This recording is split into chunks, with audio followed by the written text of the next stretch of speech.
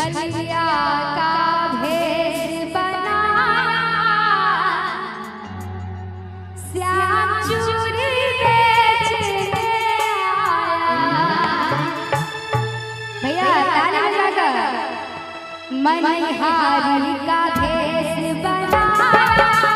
श्याम चूड़ी बेचने आया। छलिया का भेष बनाया,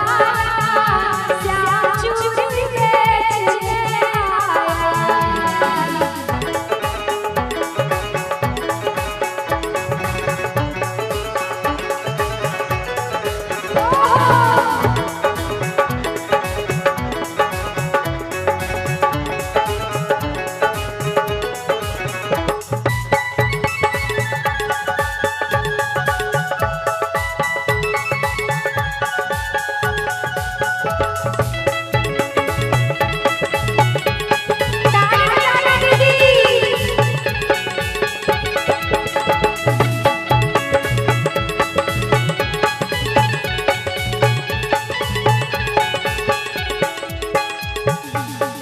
झोले धरी उसमें चूड़ी भरी,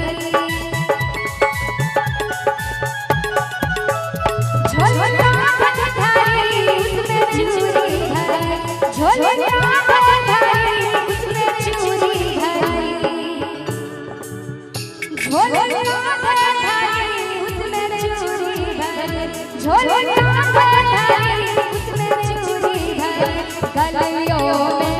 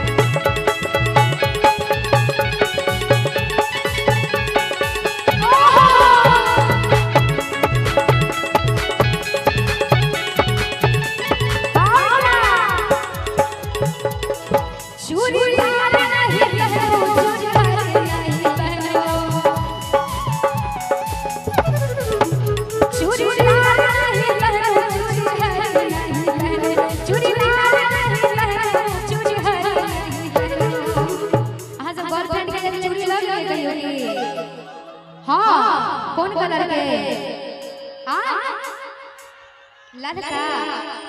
ललका आइमे पता है लाल चूड़ी नहीं पहनै छै सावन में कोन चूड़ी पहिरै छियै माता बहिन सब आ खाना खा के नहीं आयल छियै हमरा तरफ से मेला में नाश्ता कर ले के कोन चूड़ी पहिरै छै सावन में हरा आहू सब पहिरै छै चूड़ियो ओत्ता से ज्यादा आवाज एता आबै छै चूड़ी पहिरै छै सावन में कहबै हो चूड़ी लाल नहीं पहनो चूड़ी हरी नहीं पहनो के कतना लगा रहै छै सबके हाथ लगा ताली बजा हरा चूड़ी जाने छै ना देखिए वो सब नहीं जाने छिए कहीं से सब बजा गा चूड़ी लाल नहीं पहनो चूड़ी हरी नहीं पहनो चूड़ी लाल नहीं पहनो चूड़ी लाल नहीं पहनो चूड़ी हरी नहीं पहनो चूड़ी लाल नहीं पहनो चूड़ी हरी नहीं पहनो मुझे श्याम रंग है अरे क्या बात हम सब कह दै छी देखियो